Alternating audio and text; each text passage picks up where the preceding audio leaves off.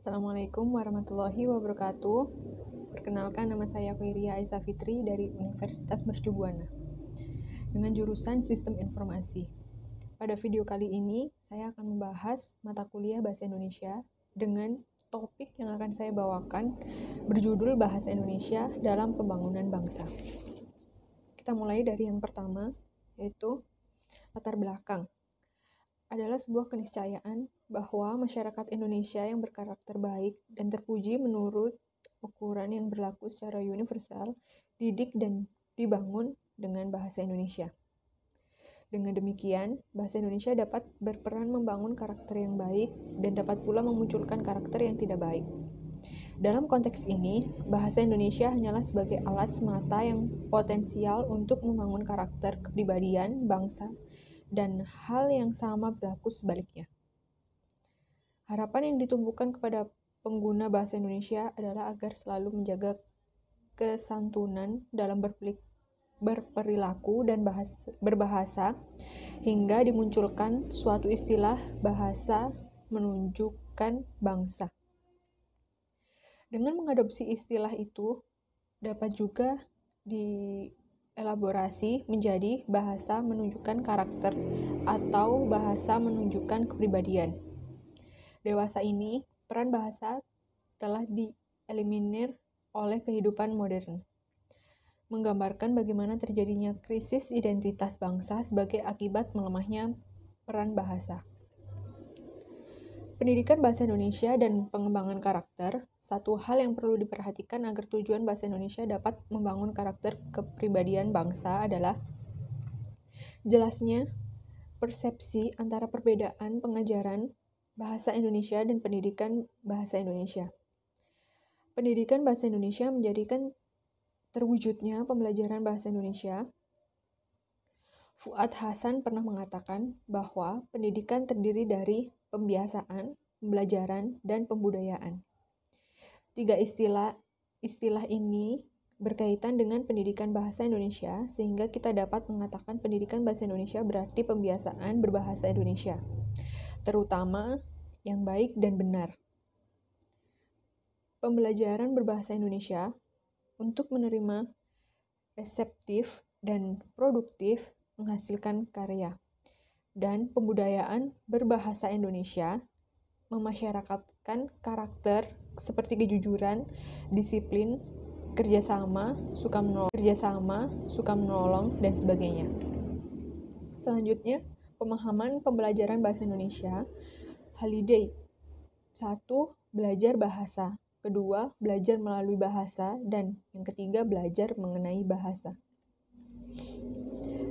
Terampil berbahasa berarti juga terampil menggunakan unsur bahasa yang baku atau di Indonesia dikenal dengan bahasa Indonesia yang benar.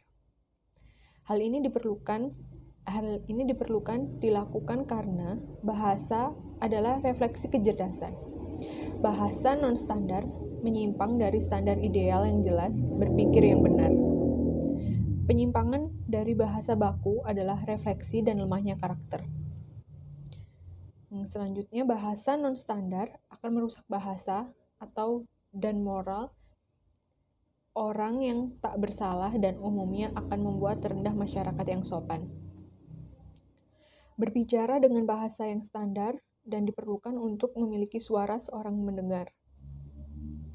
Bahasa pada umumnya adalah memerlukan kondisi untuk sudut pandang umum.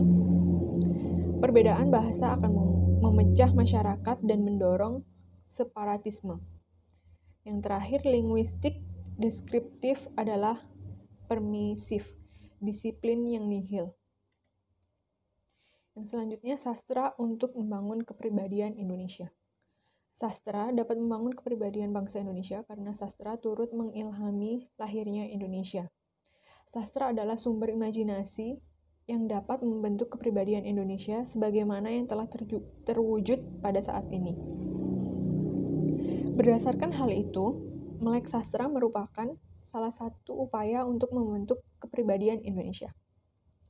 Mereka yang melek sastra akan dapat terinspirasi untuk mempertahankan Indonesia, betapapun keadaan yang diinginkan masih jauh dari harapan.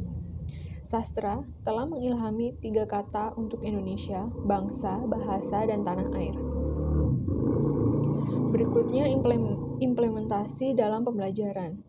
Example of integrated curriculum, discipline, and support practice. Seperti yang terdapat di gambar berikut ini. Kesimpulannya, yang bisa kita ambil yaitu bahasa Indonesia berperan membentuk karakter dan kepribadian Indonesia melalui penggunaan bahasa Indonesia seperti berbicara, mendengar, membaca, dan menulis. Indonesia seperti berbicara, mendengar, membaca, dan menulis dengan menggunakan bahasa Indonesia yang benar. Semakin intensif penggunaan bahasa dan semakin teliti dan benar pilihan bahasa yang digunakan, diyakini semakin tinggi karakter dan kepribadian orang yang menggunakannya. Kepribadian Indonesia banyak diilhami oleh sastra Indonesia sebagai sumber inspirasi bagi terwujudnya bangsa, bahasa, dan tanah air Indonesia. Oleh karena itu, membaca sastra Indonesia hingga melek sastra diyakini dapat memperkuat identitas dan kepribadian Indonesia. Sekian dari saya akhiri. Wassalamualaikum warahmatullahi wabarakatuh.